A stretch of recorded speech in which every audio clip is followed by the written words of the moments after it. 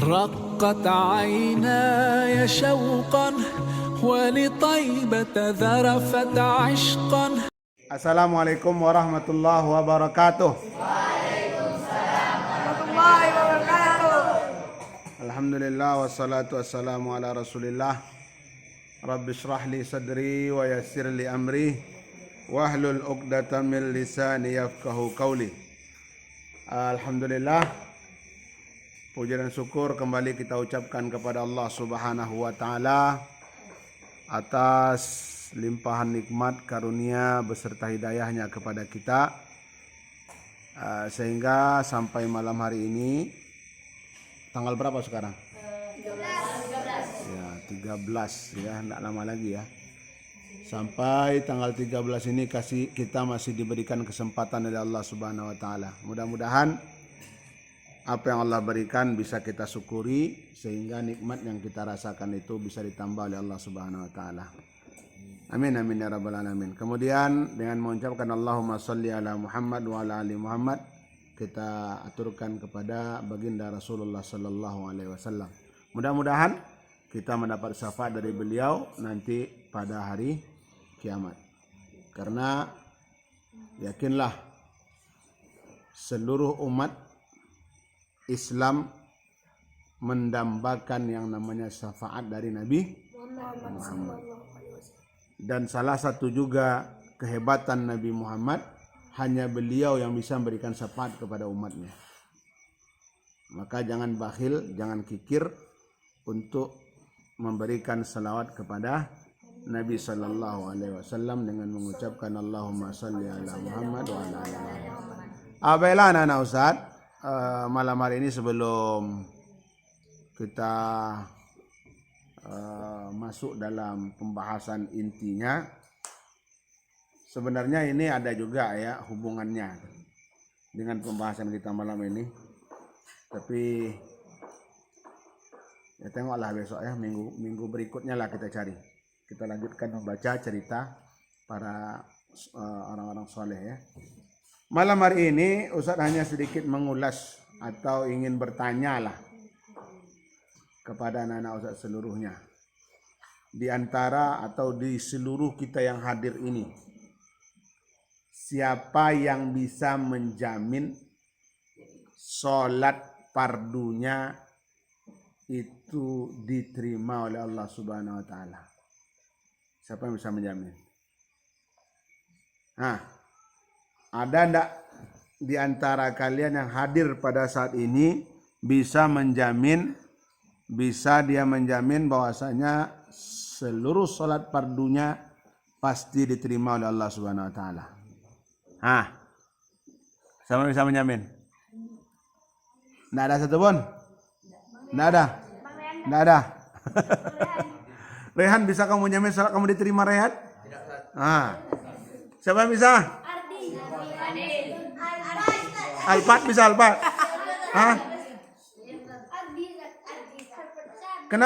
Kenapa salat fardu kita tidak bisa kita menjamin bahwasanya akan diterima oleh Allah Subhanahu wa taala?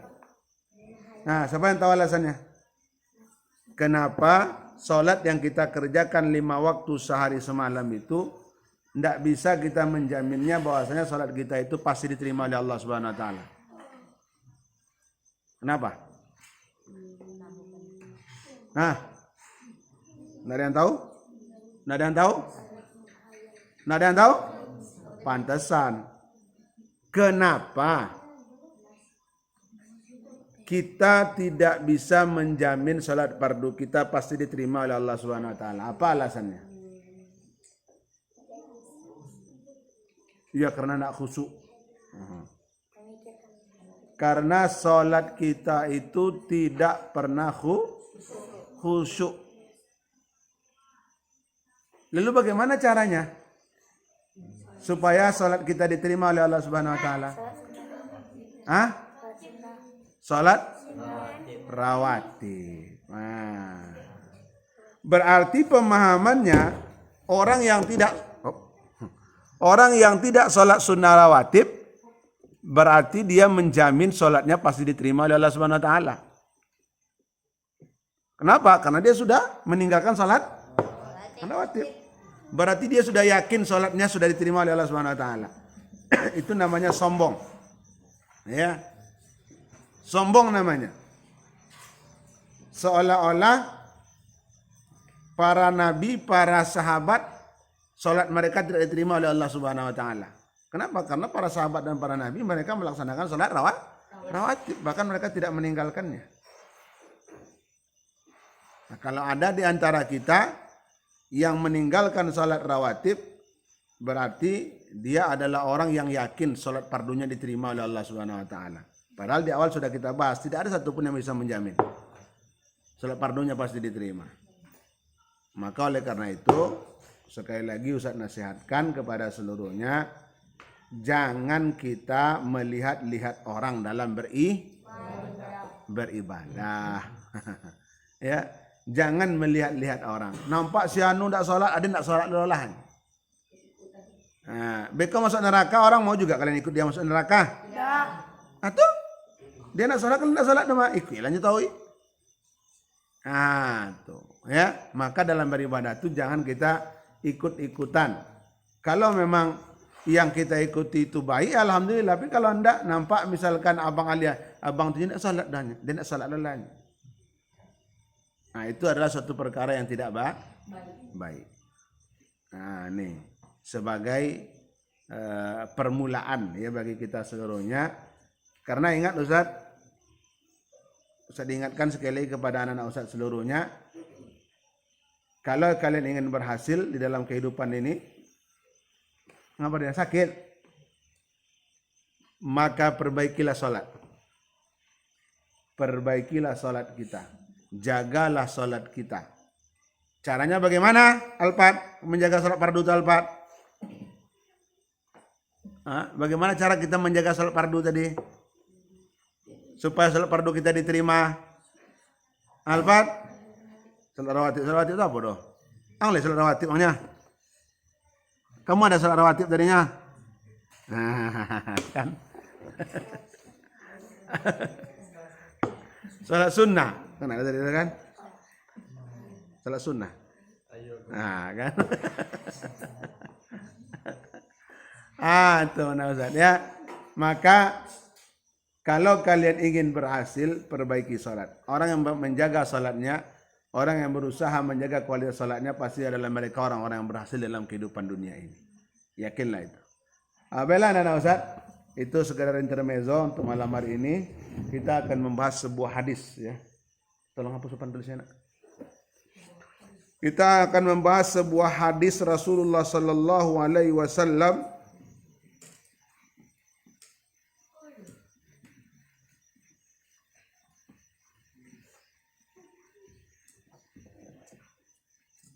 tulis hadisnya dulu ya.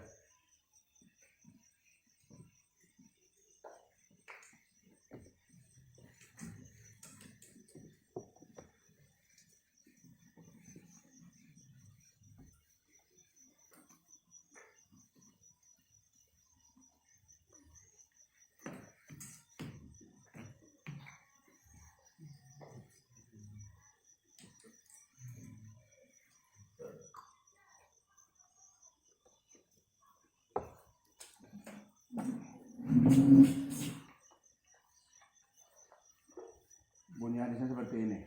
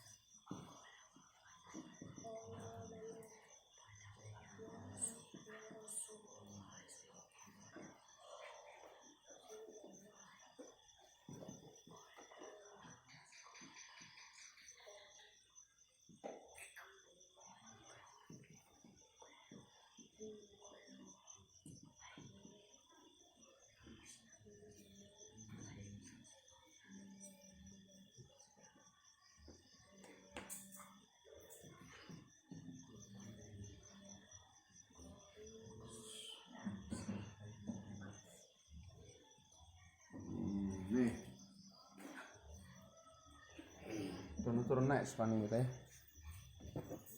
Pas itu. Nah, ini dia. Ada anak Alia, siapa yang bisa baca? Nah, Harik. Kasih baris. Siapa yang bisa? Anak Alia. Ah, ayah, serah.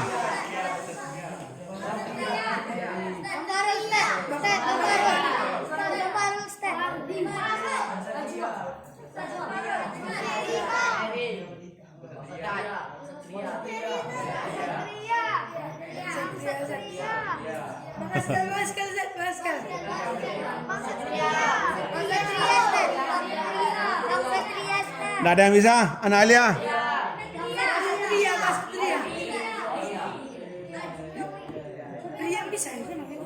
Ayo, kasih baris.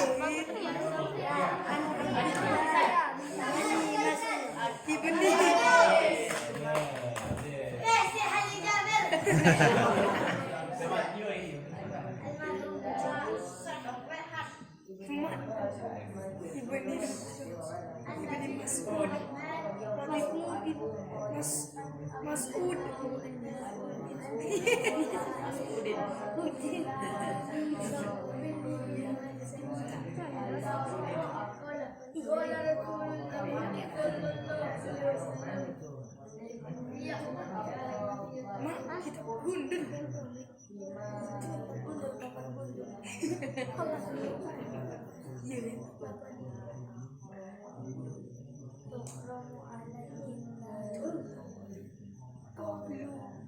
Kaget?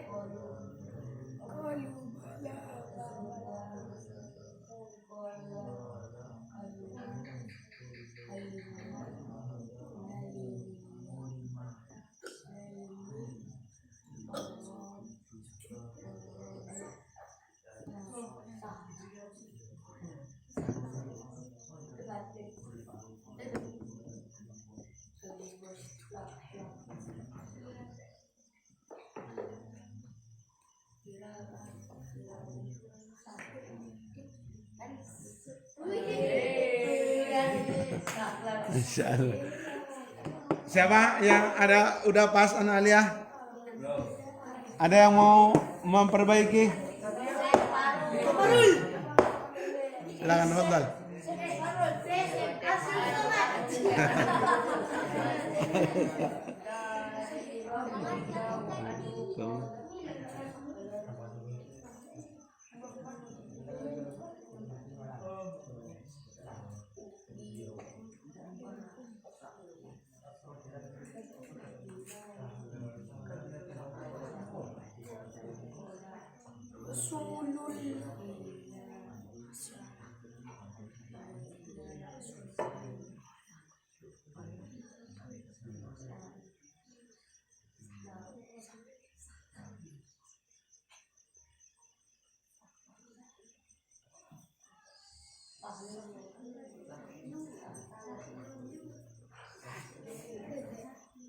Kelas. Coba lagi. Udah pas ini. Ada yang mau perbaiki?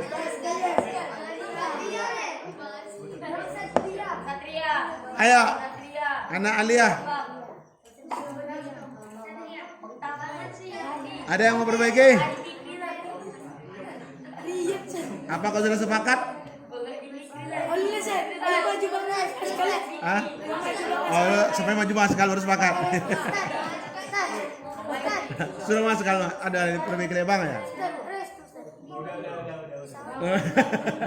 Bang Askal udah katanya. Bang Restu bisa masuk. Teri, ada yang perbaiki Teri? Pasnya. Satria Maujud. Nah, coba perbaiki. Namanya kita belajar. Coba, belajar la yatlubul ilmal mustahi. Orang pemalu itu tidak akan mendapatkan ilmu.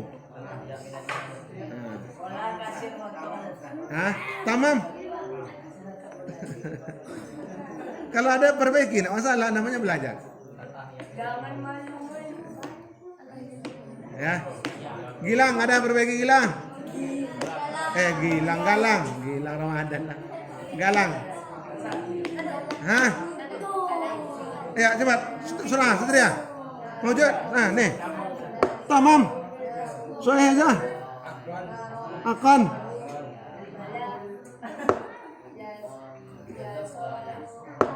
Akan, Satria. Nah, kita tengok. An Abdullah bin Mas'ud, betul. Radhiyallahu anhu qala, betul. Qala Rasulullah sallallahu alaihi wasallam, betul. Ala ukhbirukum. Betul. Akhbara yukhbiru. Ala ukhbirukum. Biman apa nih? Tuhramu. Apa asal katanya nih? Tuhramu apa asal katanya? Aroma? Ya. Ya. Ya. Yahrumu. Ala ukhbirukum biman tahrumu. Tahrumu. Alaihin. Nah. Ya, apa baris akhirnya? Nar. Apa baris akhirnya? Kok nari? Nah. Biman tahrumu alaihin. Nah. Naru kenapa? Karena di situ dia kabar ya.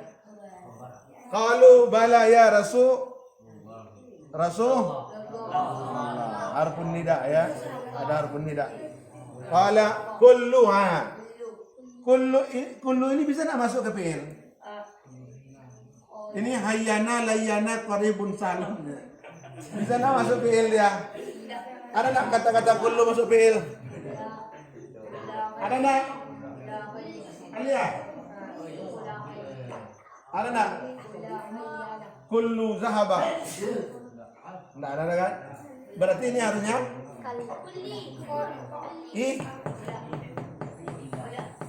isim. Harusnya isim. Berarti barisnya kullu ini huruf apa nih? Jar. Kullu hayyinin. Layyinin. Qaribin. Sahlin.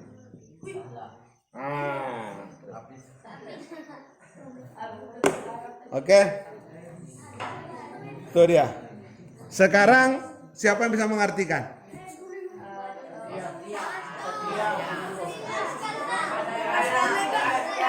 Ya, yang belum. Yang belum.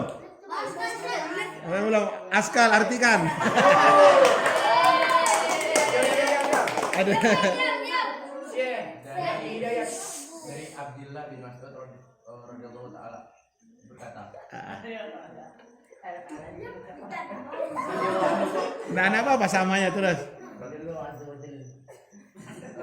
Berkata Rasulullah sallallahu alaihi wasallam,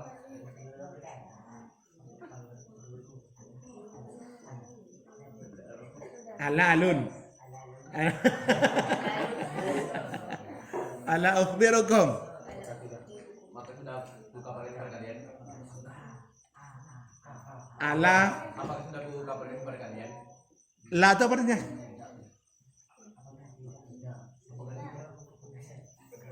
Apakah saya tidak mengabarkan kepada kalian?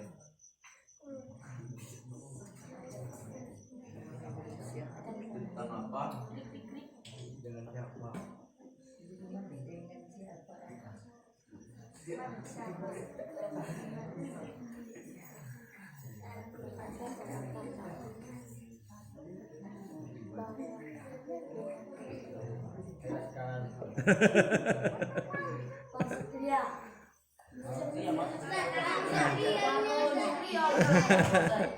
Ya, naam. Satria. Tarjim. Ala ukhbirukum biman tahrumu alaihin nar. Ru.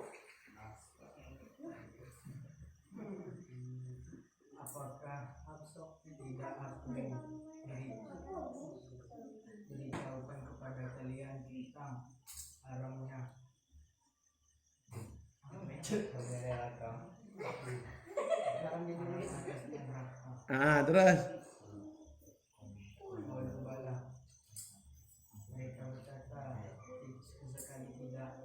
bala sekali tidak. Kalla sekali tidak. Kalau bala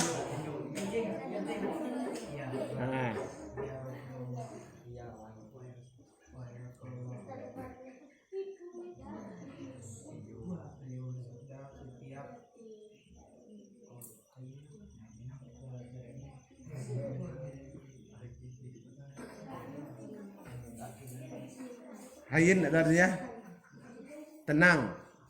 Setiap layin kelembutan, qaribin kedekatan, sahlin.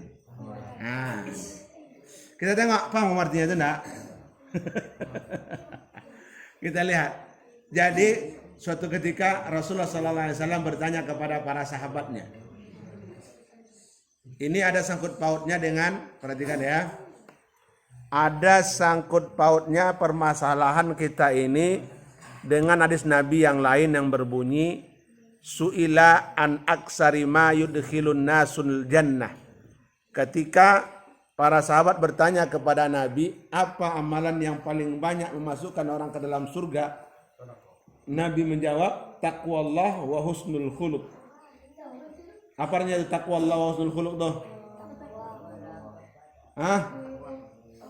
Taqwallah wa husnul khuluqi. Bertakwa kepada Allah wa husnul khuluq. Berakhlak yang baik. Jadi ketika sahabat Nabi bertanya, wahai Nabi, apa yang paling banyak memasukkan orang ke dalam surga? Hanya dua kata Nabi. Pertama orang yang bertakwa kepada Allah, kedua orang punya akhlak yang baik. Itu yang paling banyak masuk orang ke dalam surga. Jadi kita lihat akhlak yang baik itu seperti apa? Ini dia. Jadi Nabi memberitahukan, mau tidak kalian saya beritakan kata Nabi, orang yang diharamkan atasnya api neraka. Kalau diharamkan itu berarti dia tidak masuk masuk surga.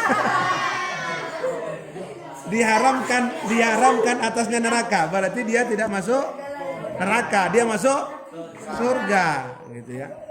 Kalau diharamkan berarti tidak akan masuk neraka dia. Berarti dia terbebas dari siksa dari api neraka. Siapa-siapa saja mereka ini 4 orang ini. Hayyin, layyin, qaribin, sahlin. Itu yang namanya husnul khuluq ya. Akhlak yang mulia, akhlak budi pekerti yang baik. Kita lihat. Hayyin, apa arti hayyin? Di dalam kamus diterangkan, hayyin itu orang yang memiliki ketenangan. Ya. Keteduhan lahir maupun batin. Tidak labil dan tidak gampang marah. Ini hayyin. Penuh pertimbangan, tidak mudah memaki, melaknat serta teduh jiwanya. Ini hayyin. Ini akhlak mulia. Pertanyaannya, apakah sifat hayyin ini ada pada kita? Tidak. Sangat jauh ya. Orang yang memiliki ketenangan, ya, dia tidak labil. Labil itu mudah marah, mudah tersinggung, mudah emosi. Kalau ada orang yang mudah emosi, berarti dia tidak hayyin. Berarti dia tidak selamat dari api neraka. Jadi jangan mentang-mentang dia baga, sedikit tersinggung, nak tenengok anggaran, dapat palang namanya. Ya. Jangan ya, kaji diri kita masing-masing. Kalau kita ingin dimasukkan ke dalam surga, berarti sifat hayyin ini harus kita tumbuhkan di dalam diri kita. Tidak ada gunanya kita emosi, tidak ada gunanya kita marah-marah, ya kan? Tidak ada kita gunanya memaki-maki orang. Dia tidur mau meribut kawannya, terkejut dia. Enggak apa, tawang teman. Nah, tidak ada lola bang. Apakah orang seperti ini hayyin? Enggak. Ini bukan orang yang hayyin, ya. Ini orang yang pemarah namanya nih. Ya. Berarti orang seperti ini belum selamat dari api neraka. Dengarkan, ya. Kita tidak menuduh, cuman kaji diri kita masing-masing. Introspeksi diri kita masing-masing. Kalau ada sifat yang bertentangan dengan hayyin ini, maka buanglah itu dari diri kita. Kalau selama ini kita pemarah, ya, kalau selama ini kita orangnya gampang emosian, lisan kita mudah paling senang memaki orang, menghina orang, maka perbaiki dari sekarang. Ada orang nak ya, yang memang gampang aja mulutnya tuh, kata-kata mutiara. Ustadz baru tadi ya membeli miso. Nggak boleh saya bukan di mana tempatnya, pasti yang jelas di sekitar sini. Itu ibu-ibu, ya Allah mulutnya tuh, nah ya Allah nauzubillah. Dia cerita sama kawan-kawannya. Jadi ceritanya itu tidak seperti seorang perempuan ngomong. Walaupun itu laki-laki pun tidak pantas ngomong seperti itu. Ini keluar dari mulut seorang perempuan. Ketika kawannya itu menanggapi omongan, gilo kau mana cini itu maksudnya enggak. Bongak kau mana? Akak kau lain saya bilang. Enggak ada rem mulutnya. Astagfirullahaladzim. Macet. Memang ya Allah ya Karim, kalau seperti ini ibu-ibu atau orang tua bagaimana anaknya kan itu? Kalau orang tua sudah ngomong seperti ini, tentu anaknya lebih daripada itu. Ibarat kata pepatah apa? Apa kata pepatah?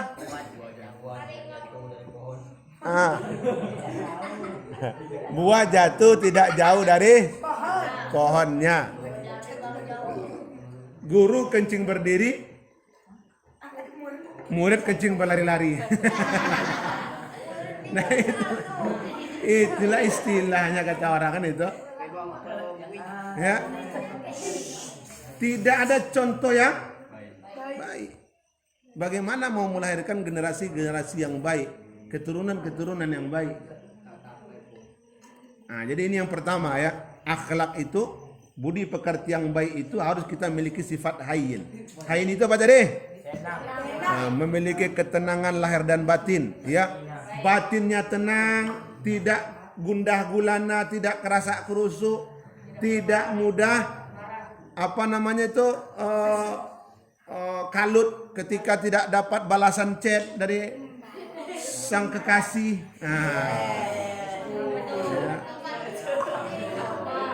Kerasa kerusuk dia gitu kan. Nggak datang orang tuanya sekali seminggu. Condo uang hilang ingatan. Pergi ke sana pinjam HP, pergi ke sini pinjam HP. Astagfirullah ya. Tidak tenang. Harus kita punya sifat tenang.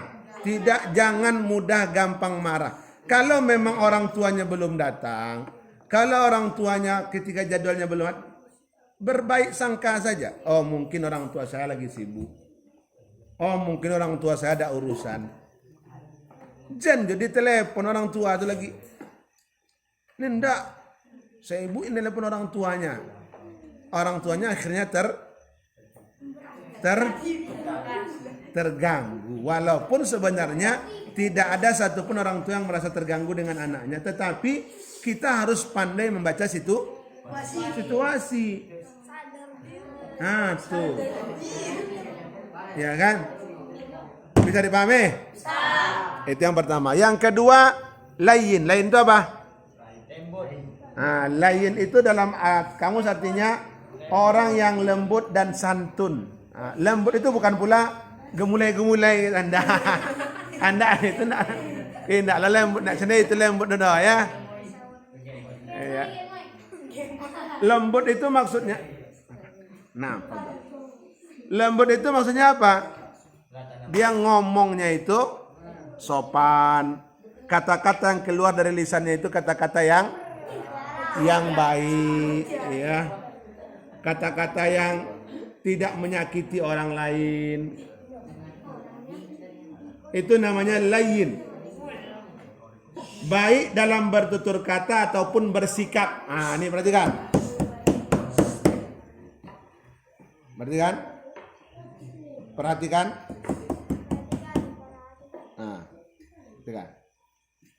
Lembut baik bertutur kata maupun bersikap. Tingkah lakunya juga lembut kepada orang lain. Tidak gampang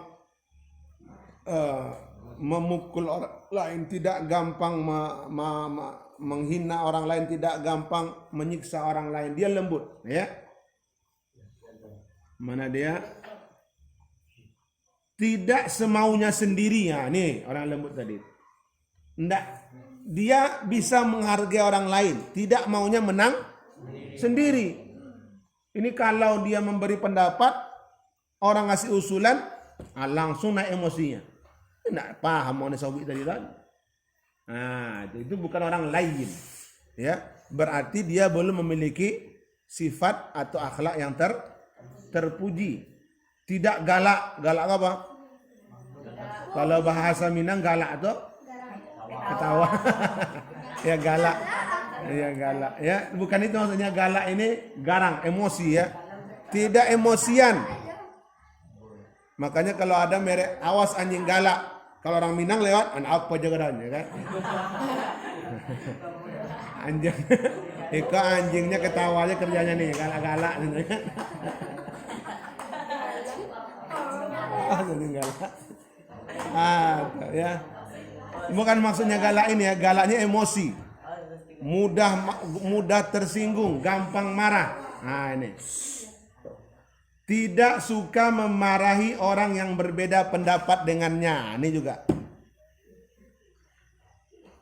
Tidak suka melakukan pemaksaan pendapat. Ada orang seperti ini. Masih banyak kalian yang memaksakan pendapatnya. Harus kawannya sesuai dengan apa yang dia omongin. Kalau enggak, apa yang langsung enggak kawan kami orang. Enggak geng kami orang. Lemah lembut dan selalu menginginkan kebaikan untuk sesama manusia. Ini lain. Ya, lemah lembut. Selalu kita ingin orang lain pun ingin mendapatkan bagaimana orang lain juga mendapatkan kebaikan. Dalam hadis Rasulullah sallallahu alaihi wasallam berkata, orang yang secara diam-diam mendoakan kebaikan untuk saudaranya, maka sebelum Allah mengabulkan doanya tadi, misalkan, ya Allah, misalkan saya doa kan, ya Allah, berikanlah Alpat itu, berikanlah Alpat itu sifat yang baik ya Allah, jadikanlah dia anak yang soleh ya Allah, berbakti kepada orang tuanya ya Allah. Didoakan dia saja Alpat seperti itu kan. Apa kata malaikat? Falaka mislu zalik. Wa'ang juga mendapatkan yang seperti itu terlebih dahulu. Jadi apa maknanya? Apa maknanya yang dapat kita ambil dari hadis ini? Ketika kita berbuat baik kepada saudara kita, maka kita juga akan mendapatkan hal yang demikian. Kita juga akan mendapatkan balasan yang lebih daripada itu dari Allah Subhanahu wa taala. Dan kebalikannya apa? Ketika kita mendoakan kejelekan untuk saudara kita, sementara saudara kita tidak pernah melakukan apa-apa, maka walaka mislu. Kamu akan mendapatkan kejelekan juga. Maka jadilah orang yang lain, ya, orang yang lembut. Jangan terlalu memaksakan kehendak, jangan gampang tersinggung, ya. Jadi lain, lemah lembut dalam bertutur kata, bertingkah laku. Ini yang kedua, akhlakul karimah yang kedua. Yang ketiga, qarib. Apa arti qarib itu? Dekat itu maksudnya. Apa qarib? Dekat apa maksudnya itu? Dekat itu. Dalam bahasa Indonesia qarib, kerabat, apa maksudnya itu? Mudah. Friendly kata bahasa kini kan. Ya, orangnya mudah bergaul ya. Ya, mudah ramah ketika diajak bicara enak orang di sampingnya gitu. Ya. Wajahnya berseri-seri. Enggak kalau disaput orang, abang. Ya. Jadi malas orang menyapanya lagi. Ya kan? Enggak mau orang menyapa lagi kalau kayak gitu kita kan. Jadi qarib, ya apa mudahlah bergaul. Apa sumpel apa namanya bahasanya? Supel ya kalau bahasa apa aja. Pokoknya friendly lah orangnya. Siapa saja cepat akrab dengannya. Ya, dengan anak kecil tersebut suka dengan dia, yang seumuran suka dengan, yang lebih tua juga bergaul suka dengan dia. Ini namanya qarib, ya. Orang yang akrab, yang dia ya mudah senyum. Kemudian wajahnya berseri-seri ketika berjumpa dengan kawan-kawannya, dengan orang lain. Ini namanya qaribin. Nah, akrab orangnya. Ya. Enggak jangan SKSD ya, sok akrab, sok kenal, sok dekat gitu kan, enggak ya. Ya. Jadi usahakan sifat-sifat ini ada di dalam diri kita. Ya. Yang terakhir sahlun. Apa sahal ini artinya? Nah, apa maksudnya tuh? Apa maksudnya? Tidak mempersulit orang lain. Nah, tuh ya. Kawan minta tolong, misalkan. Kawan minta tolong, misalkan. Ini kita kaji akhlak, alun selesai tidak bertengkar gitu kan. Ya, kawan misalkan minta tolong. Tolonglah nitip saya ambilkan buku di lemari saya. Karena dia orangnya bukan sahlin, orang yang ya orangnya bukan gampang apa ya, orangnya tidak suka mempersulit orang lain. Akhirnya apa? Sengaja dia mengambil buku yang lain. Misalkan kalian nyuruh ngambil buku sorot, dia ambilnya buku MTK. Nah, kian ya kan? Enggak iko dan malah itu pakai. Nah, itu ya. Mempersulit-sulit orang lain. Nah, itu juga tidak boleh. Tidak baik. Tapi jangan juga kalian jadikan ini dalil. Ketika ujian kan, lelong harus bantu dan enggak kok. Nah, neraka orang lain. Enggak boleh mempersulit kawan. Jangan, itu enggak dalil, itu salah tuh. Ya, tidak pada tempatnya seperti itu tuh ya. Uang nih masuk surga nak ini. Iya, bantu dan jangan persulit kawan ya kan. Persulit bukan masuk surga enggak ada. Nah itu maksudnya ya. Itu salah tuh. Kalau itu kalian tafsiran seperti itu salah. Mempersulit di sini dalam urusan-urusan yang tidak bertentangan dengan agama. Ya. Selalu ada solusi dari setiap permasalahannya. Dia menganggap semua permasalahan itu adalah permasalahan yang kecil, yang biasa. Semua ada solusinya. Semua ada jalan keluarnya. Nah, ini orang yang sahlin, tidak mempersulit-sulit keadaan. Ini belum lagi sudah wah bayangan kita kemana-mana gitu kan. Belum lagi pergi, wah bagaimana kalau ini nanti? Apa ini nanti? Sibuk khawatir orang jadinya. Nah, ini bukan sahlin namanya ya. Tidak suka berbelit-belit. Tahu berbelit-belit? Berbelit-belit itu apa? Berbelit-belit, iya, berkobek itu apa maksudnya? Iya, kalau ingin membantu, bantulah, dan banyak menocik minyak. Nah, kan itu ibarat kata orang. Kalau memang kita ingin membantu kawan, ya bantu, jangan banyak cik minyak. Oke, dan lagi kawan, pas ngambil kawan, tunggu dulu, ada syaratnya. Itu balik-balik nama do. Ndak ada nama itu bukan sahlin nama do ya. Itu sa'bin nama mempersulit-sulit nama do ya. Mempersulit orang lain. Ndak, kalau ingin bantu ya bantu aja lah. Kenapa harus kita pakai syarat pula? Ya kan?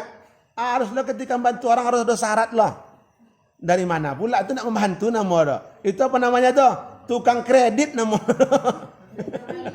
Harus ada syarat yang itu harus dia dapat pula imbalannya. Itu nak membantu namor, kan? Tukang kredit namor macam itu. Ya, kalau kita mempunyai sifat seperti itu hilangkan. Ya, tidak membuat orang lain tidak membuat orang lain lari serta menghindar. Nah, jangan. Orang menjauhinya gara-gara dia suka mempersulit orang lain. Gara-gara dia gampang emosi, gara-gara dia gampang marah, gara-gara dia susah untuk diajak ngapapun susah. Nah, ini dia 4 akhlak yang terbaik dan terpuji. Kalau keempat-empat ini bisa kalian terapkan, inilah kata Rasulullah SAW, tahrumu alaihin nar. Diharamkan baginya api. Makanya Nabi Muhammad SAW kalau kita lihat dalam sejarahnya, dia adalah orang yang paling hayyin layyin qaribun salin. Lihat permasalahan-permasalahan yang dia jumpai dalam hidupnya. Tidak pernah Nabi itu membuat itu ibarat kata orang, kalau itu masalah besar diperkecil, dikecilkan. Kalau masalah itu kecil, anggap tidak. Jangan kecil diperbesar oleh Anda ya. Kalau masalah itu kecil, anggap tidak ada. Sudah. Akhirnya membuat kita tenang. Orang lain pun senang. Kalau hati kita tenang, muka kita itu akan berseri-seri. Tidak perlu pakai glowing-glowing. Dah lah glowingnya muka awak Bapak. Ya kan? Ya. Kalau memang hati kita itu sudah bersih. Kalau akhlak kita sudah terpuji, insya Allah dalam tingkah laku, tindak tanduk apapun akan mencerminkan kebaikan. Nah, ingat-ingat yang 4 ini, ya. Karena memang kata Nabi yang lain yang tadi seperti sebagaimana yang Ustaz bilang tadi, yang paling banyak memasukkan orang ke dalam surga adalah salah satunya adalah husnul khuluq, akhlak yang terpuji. Bukan hafalan yang banyak, enggak dah. Bukan orang kaya, enggak dah. Ya. Bukan orang yang paling ganteng, enggak pula dah. Ya, tetapi husnul khuluq, orang yang punya akhlak budi pekerti yang baik, yang mulia. Mana dia? Ini dia 4. Hayyinin, apa hayyin tadi? Tenang, ya, lahir dan batin dia tenang. Layyin, lembut dalam bertutur kata, dalam bertingkah laku. Qarib, akrab, mudah bergaul. Sahlin, tidak mempersulit orang. Keempat-empat ini kalau bisa kalian terapkan dalam kehidupan kalian, yakin dan percayalah Allah haramkan bagi kita neraka. Masya Allah, masuk surga, saudara. Dan di dalam hidup, dimanapun kita berada, dimanapun kita tinggal, orang akan senang, orang akan baik kepada kita karena kita punya 4 sifat ini. Tidak ada orang yang akan lari dari kita, tidak ada orang yang akan tersinggung dari kita, karena orang senang. Bisa dipahami? Bisa. Ini dia ya kajian kita malam ini. Harapan Ustadz ya. Ustadz ingatkan kembali bahwasanya pondok kita, Pondok Pesantren Baitul Hikmah Indonesia, tidak mendidik untuk anak-anaknya menjadi pintar. Kalau mendidik menjadi pintar, salah masuk kalian ke sini. Karena otak orang ini berbeda-beda. Kalau untuk menjadikan pintar, payah. Ya kan?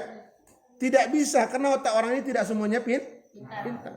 Makanya pondok kita ini mendidik kalian supaya memiliki akhlak yang baik. Akhlak yang baik tidak mesti harus pintar. Harus berbudi pekerti, harus berakhlakul karimah. Kalau kalian punya budi pekerti ini, yakinlah ya, orang semua akan senang. Ya Restu ya? Restu ini Masya Allah lah ya.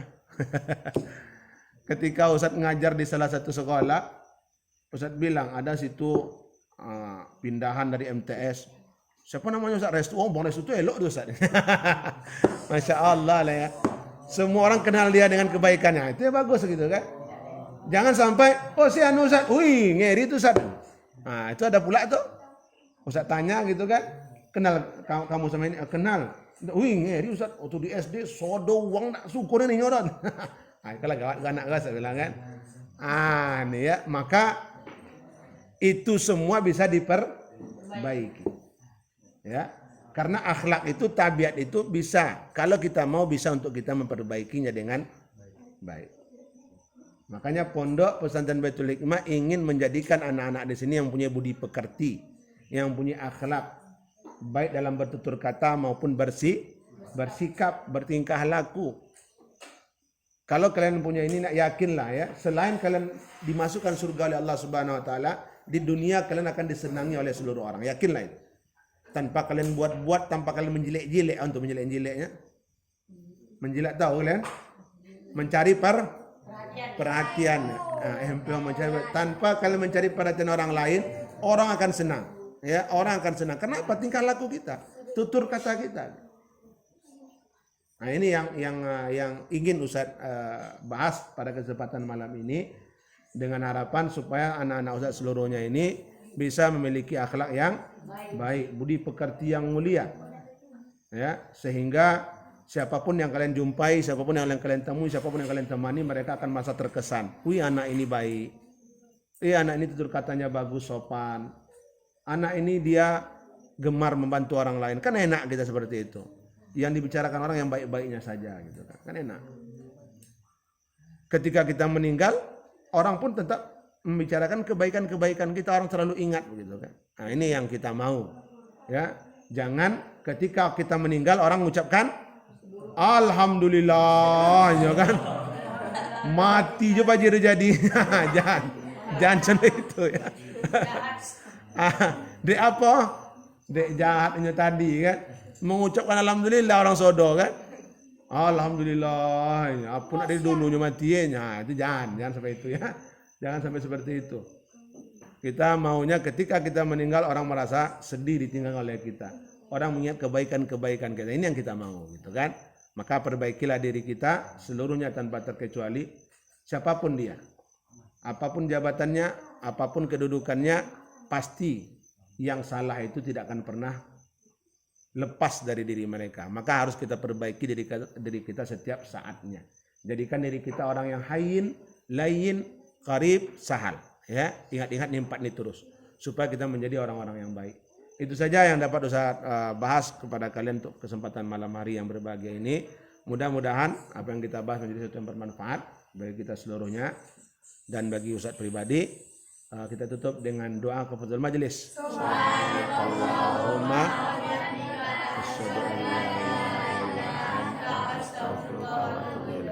Assalamualaikum warahmatullahi wabarakatuh.